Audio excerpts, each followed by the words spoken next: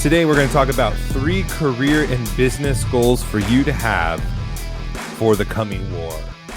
And if that's not a catchy tagline, I don't know what is. Welcome to How to Build a Tent. My name is Matt Williams. Thank you for listening to the show, sharing the show with a friend. Go over to the Fight Laugh Feast Network, flfnetwork.com. Put an HGBT in the memo field. You'll get a sweet, I had to reach for it, sweet mug right here. HGBT. Look, you can fit all 4 fingers in that thing. It's fantastic. Tons of other great content. And please join us in Nashville, Tennessee. Members get $100 off for our conference, October 1st through the 3rd. Do not miss it. And just as a little side note, thank you everyone who has supported us on Reformed Jellicle, AD and I. We have reached enough subscribers and watch time in a few short months of doing this where we are monetized now. So we can be demonetized just that quickly because, we talk about things Google does not like. All right. So I just want to set the scene. I was thinking about this a lot over the 3-day weekend. What's going on with Portland, what's going on in the tech industry, what's going on in the political realm, what's going on just in our, in our businesses. Some are supporting Black Lives Matter. Smaller businesses are supporting Trump. There is a greater and greater divide. And the slogan for the United States used to be, united we stand, one nation under God. And that was the divide. That was the uniting thing, was the under God. But that has been removed. The Democrat platform tries to take it out every chance it gets because it's at war with God. It hates God. And we have people being assassinated. I believe it was a Portland who was wearing a President Trump hat. The guy came up and got shot and killed instantly. And I'm not trying to be an alarmist here, but I just want to talk about preparedness. I don't see how this gets resolved. I don't, unless repentance comes, unless there comes very quickly the majority and good men in authority who rise up and confront this and in the division that is happening. But as the gospel teaches us, there is only one way reconciliation and division is healed, and that means someone has to die. Either they have to die to their ideas, or sadly, if ideas conflicting, one side doesn't die in the ideas realm, then it becomes an actual war and where physical people are dead. And I like thinking about what it's going to look like. I think about what's the next World War III going to look like?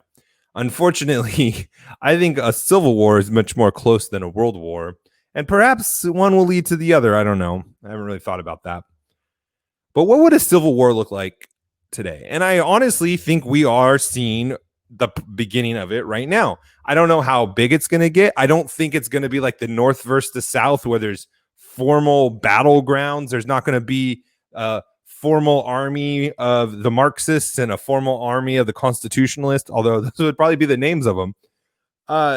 It's going to look, I think, a lot like what we are seeing today, just at a grander scale. I think we're going to see more rioting. I think we're going to see more destruction. We're going to see more police forces defunded, told to stand down. I think we're going to see more people being arrested. I think we're going to see more people that are going to be have their rights violated. And I think that employers, and this is where we are talking... Sorry, someone just gave me a phone call. I hope that didn't show up on the recording. We're going to see more where employers and people in business are going to be taking more and more of the sides that we're seeing. And I think that the Civil War is going to kind of, I'm just guessing that it's probably going to be in a way where the society still functions, the United States still functions, because if our commerce just stopped altogether, then the war would be over really quickly because we would all starve to death and die.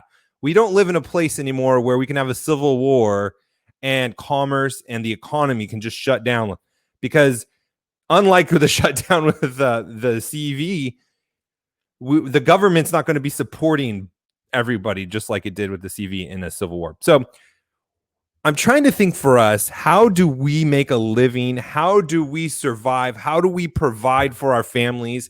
And this could look like individuals for careers, for your businesses. How do you survive? And so I was thinking about 3 tenets, if you will, or 3 goals that we should strive for to obtain in our skills in our professional careers, either as business owners or as career people in the workforce, or people that are being trying to sell their services as a contractor, something to those effects. And I think these 3 principles will help us in these times to come, because like I said, I don't think that it's going to be like a North versus South civil war like we saw in the first Civil War, but I think it's going to be more rioting. It's going to be more defending a property, isolated shootings. I think there's going to be companies that take a stand against certain groups and versus other groups. I think that there's going to be discrimination based on what side you take. There's going to be censorship. There's going to be those kinds of attacks, quote unquote, where it's going to be censorship. It's going to be, hey, you're not going to be able to work here because you voted for this person, or you're defending the Constitution, or you're not going to be able to work here because the other side that you support Black Lives Matter and all this stuff. So that's my thinking of where we are going as far as a civil war. We're definitely in a Cold War. We're seeing the shootings, we're seeing the murders, so it's starting to heat up, and I don't see it slowing down. So this is what I think we need to be striving for, to be able to adapt and to be able to be successful, as the success being we're going to be able to provide for our families. And the first thing is anonymity. That is that we should be looking for ways either to be online, or ways where we are engaging in the culture, or the ways that we are interacting with businesses where we don't have to give our identity. And with technology that's coming out and ways that we can work through Upwork and social media or social sites, I shouldn't say social sites, but like commerce sites, online websites, platforms that allow us to just take jobs instead of be hired by people. I think this is very important, and there's a way for you to almost create like a second identity, like people do with writing books, where you have a pen name. I think the idea of having a work name, quote unquote, just like authors do, where they don't want you to know their identity, is going to become more and more popular in this time. So I would be thinking through how you can do that, how you could keep yourself from being identified, and not necessarily in a cowardly way, but there's going to be a time, I think, where that maybe not only are there going to be the 2 sides of businesses where they're not going to want to work with people, they're not going to want to hire. I mean, we're already seeing this to some extent, but I think it's going to get greater, where if you are a Christian, they're not going to want to hire you, or if you're a Trump supporter, they're not going to want to hire you. Those kinds of things. So the more that you can set up those walls and distance yourself from that would be great. But also, I think there's going to be people that are looking for where they won't have to take a side. Businesses aren't going to want to take a side. They're going to want to try to get as much business as they can, because the economy may be hurt from this in some ways. And so I think anonymity, being anonymous, is a really good goal for us to strive after. And the second one and again, like, because we see these kinds of things already, I think a lot of these are good to have just anyways, even if the doom and gloom don't happen. The second one is flexibility. And I'm thinking about this from a location perspective. Again, I don't think that this is going to be an all-out war like the North versus the South, but I think there are going to be more limited opportunities to gain employment, be looking for jobs. And so I want to be thinking about preparing myself, preparing my family, getting ready financially, getting ready emotionally, to prepare to be able to be flexible to move to different places, maybe a different city, a different state, maybe even a different country. And today, if you want to be successful in a large corporation, especially an international corporation, that's just a must already. That if you want to climb the ladder as high as you can in an international business, you just got to be prepared to move all over the place, including country to country. So first, I want you to start thinking about how you can be more anonymous, have a pen name, quote unquote, for lack of a better term, and then how you can be flexible and thinking about preparing yourself for flexibility. Worst case scenario, it may never come to this, but these are things that I think if we could be these things, it's going to be really helpful for us, and we're going to be really ahead of the curve in this thing. And the third thing is kind of similar to flexibility, but I'm thinking in a different way: versatility. So you have your anonymity, the flexibility, and versatility. And what I mean by this is, specifically about your skills. What kind of skills can you develop or create or you have already where you can apply it to more than one different skill, or not skill, but different areas? So you may be a computer guy, or let's just take me, for example. I know how to write reporting code. I can do SQL. I can do queries for reporting to plug into dashboards and things like that.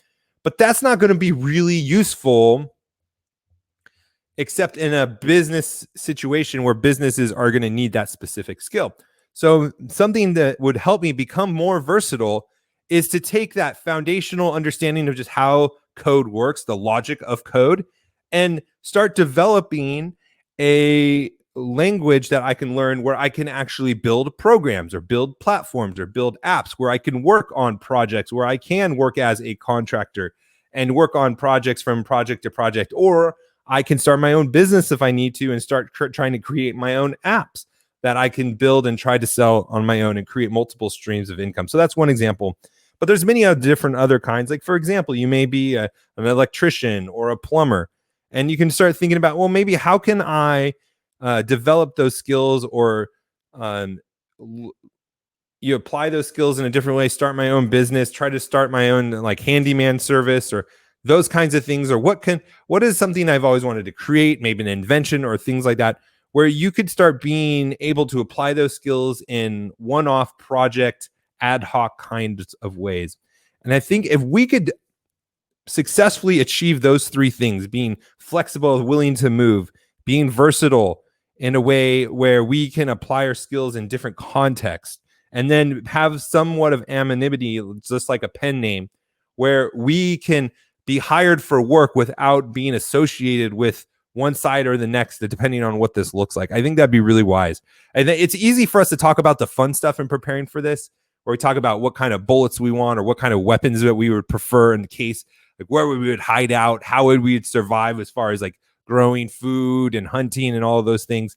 But I think employment and being able to earn a living is just as important. And so I just wanted to kind of give you guys 3 helpful goals that I think we should be considering and cultivating now before it gets worse, and so that we can be prepared and be able to sustain ourselves, provide for ourselves and our family. I hope that's helpful. Again, I'm not trying to scare you. I don't think the end of the world is happening tomorrow, but I definitely think we're going to see more escalations of what we've already seen. And what does that actually look like? I think it's very wise of us to be thinking through those and game planning them, especially when it comes to our career, because, companies are going to do whatever it is where they think the biggest support is, where they can have the most customer base. They're always thinking through those kinds of decisions. Unfortunately, that usually comes down on the left side of things, as we've been seeing with Black Lives Matter. So as conservatives, Christians, and things like that, we need to be thinking through that stuff. All right, we'll talk to you tomorrow. God bless.